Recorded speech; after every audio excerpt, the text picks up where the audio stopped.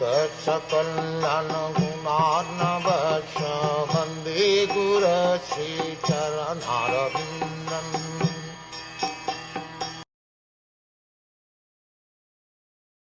We think that we have met your goodness by the will of providence, just so that we may accept you as captain of the ship for those who desire to cross the difficult ocean of Kali, which deteriorates all the good qualities of a human being.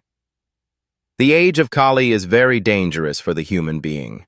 Human life is simply meant for self-realization, but due to this dangerous age, men have completely forgotten the aim of life. In this age, the lifespan will gradually decrease.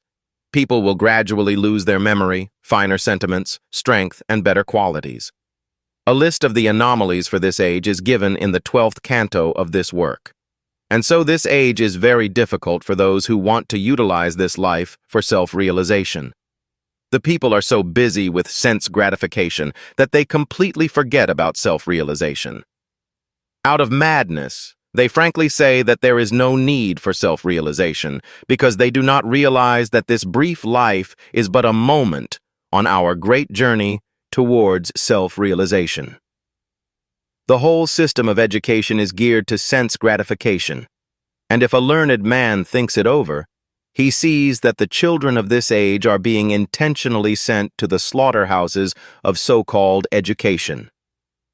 Learned men, therefore, must be cautious of this age, and if they at all want to cross over the dangerous ocean of Kali, they must follow the footsteps of the sages of Naimisaranya and accept Sri Suta Goswami, or his bona fide representative, as the captain of the ship.